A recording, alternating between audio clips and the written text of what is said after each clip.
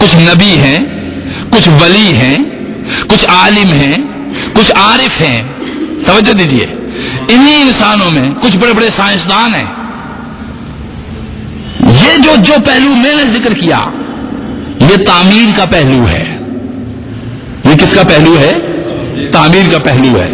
اور اسی کے طرف جب دوسرے سمت آپ دیکھیں تو تخریب کے پہلو بھی آپ کو نظر آتے ہیں.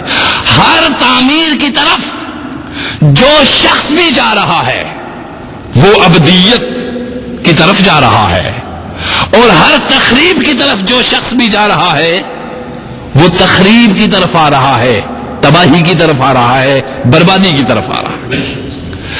انسان دیکھیے، میں آپ سے انسان کی دو صورتیں، ہم جو انسان ہیں ہمارا تعلق دونوں جہان سے ہے. ہمارا تعلق کس سے ہے؟ دونوں جہان سے. یعنی انسان کا تعلق عالم خلق سے بھی ہے اور عالم امر سے بھی ہے. عالم خلق وہ ہے جس کو ہم میٹیریل ورلڈ کہتے ہیں، مادی دنیا، اور عالم امر وہ ہے جس کو ہم اسپرچل ورلڈ کہتے ہیں، عالم روحانی. آپ کو سمجھ آ رہی؟ مادی دنیا یعنی یہ ظاہر کا سارا انسان ہمارا یہ عالم خلق سے متعلق ہے، اور یہ جو اندر سے بول رہا ہے یہ عالم امر سے متعلق ہے. یہ آنکھ میری عالم خلق سے متعلق ہے، اور اس کے اندر کی نظر یہ عالم امر سے متعلق ہے. یہ کان میرا عالم خلق سے متعلق ہے، اس کے اندر کی سماعت یہ عالم امر سے متعلق ہے. یہ زبان میری، اس کا تعلق عالم خلق سے ہے کہ لوتھڑا ہے، اور اس کے اندر کے ذائقے ان کا تعلق عالم امر سے ہے. آپ سمجھے؟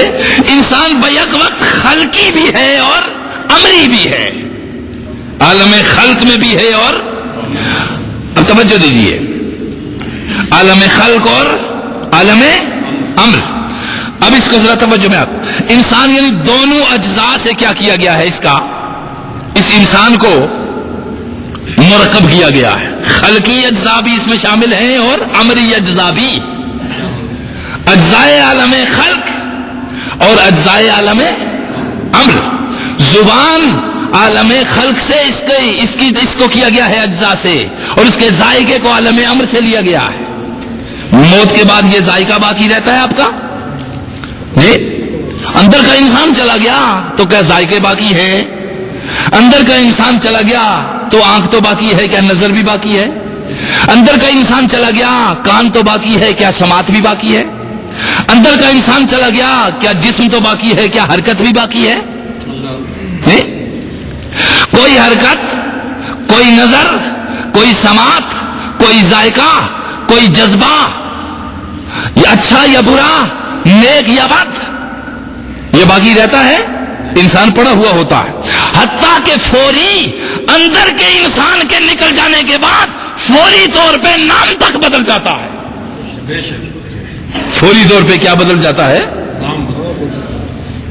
کیا دیکھتے نہیں کسی بہت بڑے عالم یا بہت بڑے پیر ولی اللہ بزرگ شیخ کی میت پڑی ہوتی ہے، اب ہے تو سارا کچھ وہی جو پہلے کا تھا.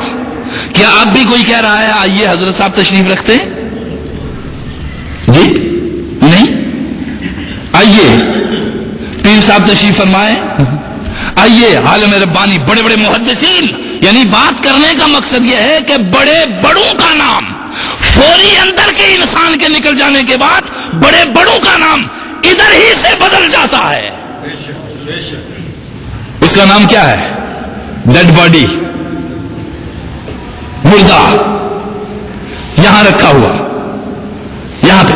آؤ اس مردے کو تو ہم پال رہے ہیں، اس مردے کی خواہشات کو تو ہم پال رہے ہیں، اس مردے کی آرزوؤں کی تو ہم پاسداری کر رہے ہیں، مگر وہ جو اندر کا انسان چیخ رہا ہے اس کی آرزوؤں کی پاسداری کوئی نہیں کر رہے.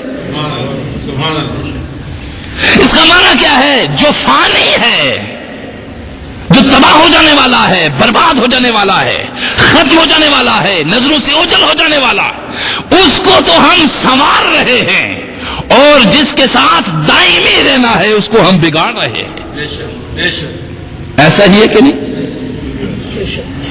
اس کو ہم بگاڑ رہے، اس کی طرف خبر بھی نہیں. آپ سمجھتے ہیں، آپ جانتے نہیں کہ آپ ہر انسان پریشان ہے کہ نہیں؟ جی، اگر تو یہ پریشانی بھوک سے ہے، اگر تو یہ پریشانی بھوک سے ہے، تو جس کے سامنے دسترخوان پہ مرغن غذائیں پڑی ہوئی ہیں، اس کی تو یہ پریشانی ختم ہو جانی چاہیے. اگر یہ بیماری سے ہے، صحت مند انسان کی پریشانی تو ختم ہو جانی چاہیے. سمجھ گیا؟ اگر یہ مال کی کمی سے ہے تو دولت مندوں کی پریشانیاں تو ختم ہو جانی چاہیے.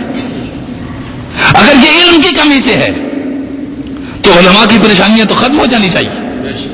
جی، ختم ہو جانی چاہیے. پھر کیا ہے؟ دولت مند جبکہ بھوک بھی اس کو نہیں ستا رہی، کیوں پریشان ہے؟ صاحب ثروت کیوں پریشان ہے؟ صحت مند کیوں پریشان ہے جبکہ وہ بیمار بھی نہیں؟ مالدار کیوں پریشان ہے جبکہ وہ غریب بھی نہیں؟ مقتدر اور اہل اقتدار کیوں پریشان ہے جبکہ وہ محکوم بھی نہیں؟ حاکم کیوں پریشان ہے جبکہ وہ محکومیت کے اندر بھی نہیں؟ معلوم کیا ہوا؟ یہ پریشانی، یہ تفکر اور یہ اندر جو بے چینی ہے، یہ کوئی ایسا پرزہ ہے اندر سے جس کو ہم نے اپنی جگہ پہ رکھنا تھا، وہ اس جگہ پہ نہیں ہے، لہذا بے چینی ہے. لہذا بے چینی ہے. کسی مقام پہ رکھنا تھا اس کو. دیکھیے، ایک آدھی انچی کا، 2 انچی کا، یا آپ کریں بہت چھوٹے سے اسکرو اپنی اپنی جگہ پہ فٹ آتے ہیں نا، ہر چیز اپنی اپنی جگہ پہ. اور کوئی دوسری جگہ چل جائے، بس یہ دانت آپ کے لگے ہوئے ہیں، ابھی خدا نے اس کو فٹ کیا ہوا ہے پوری طرح، تو منہ آپ کا کیا ہے؟ ذرا سا اگر ڈاکٹر سے آپ بنا کے اس کو اس کے اندر فٹ کریں تو آپ کو بے چینی رہے گی، کیونکہ وہ اس طرح نہیں بنا سکتا جس طرح تیرے خدا نے یہ بتی سی بنائی ہوئی ہے اور تجھے خبر تک نہیں. آنکھ کا ذرا سا مسئلہ ہو جائے، وہ اس طرح نہیں کر سکتا جس طرح تیرے رب نے کیا ہوا ہے، اور تو ہمیشہ کے لیے خدا کے بندے نا شکر گزار ہے. یہ سانس، یہ خون، یہ بلڈ جو سرکل کر رہا ہے تیرے اندر، ذرا سا اگر کہیں رکاوٹ پیدا ہو جائے تو چیخ اٹھتا ہے جسم، اور روح کے اندر کئی رکاوٹیں پیدا ہو رہی ہیں. تو کیا سمجھتا ہے سکون سے گزر جائے گی؟ اطمینان سے گزر جائے گی؟ نہیں، میری جان ایک پورا آدھا نظام مفلوج کیا ہوا ہے، بلکہ مکمل نظام مفلوج کیا ہوا ہے. پھر پریشانی کیوں نہ آئے؟ پھر بے چینی کیوں نہ آئے؟ پھر انسان تکلیف میں کیوں مبتلا نہ ہو؟ اس کو بیان کیا جا رہا ہے کہ انسان کا تعلق آدھا عالم خلق سے ہے اور آدھا عالم امر سے ہے.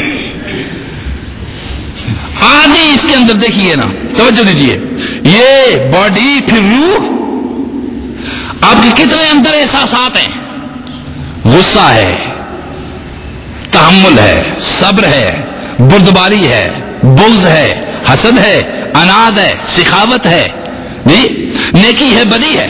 یہ ساری چیزیں، اور یہ دیکھتے کیوں نہیں کہ ادھر اندر ہی سے نکل رہی ہے، جو تھوڑی دیر میں تجھے خوش کر دیتی ہے، تھوڑی دیر میں تجھے ناراض کر دیتی ہے. یہ کسی ایک سورس سے یہ جگہ آج چیزیں آ رہی ہیں.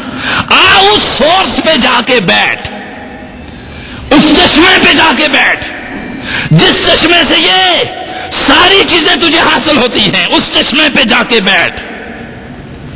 قرآن نے کہا ایک قسم اس انسان کی، اس کا وجود عالم خلق سے قائم ہے.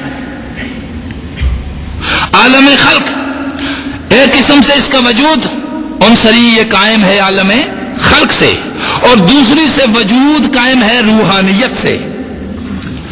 ایک کی فنا سے دوسرے کی بقا ہے، اور ایک کی تخریب سے دوسرے کی تعمیر ہے. اگر روح خراب ہو رہی ہے، اس کا معنی یہ ہوگا کہ جسم تعمیر ہو رہا ہے. روح خراب ہو رہی ہے تو جسم تعمیر ہو رہا ہے. دیکھتے نہیں کہ روح کی خرابی ہی تو جسم کی تعمیر کی طرف جاتی ہے. اور اگر جسم تخریب کا شکار ہو رہا ہے تو معنی کیا ہے کہ روح تعمیر ہو رہی ہے.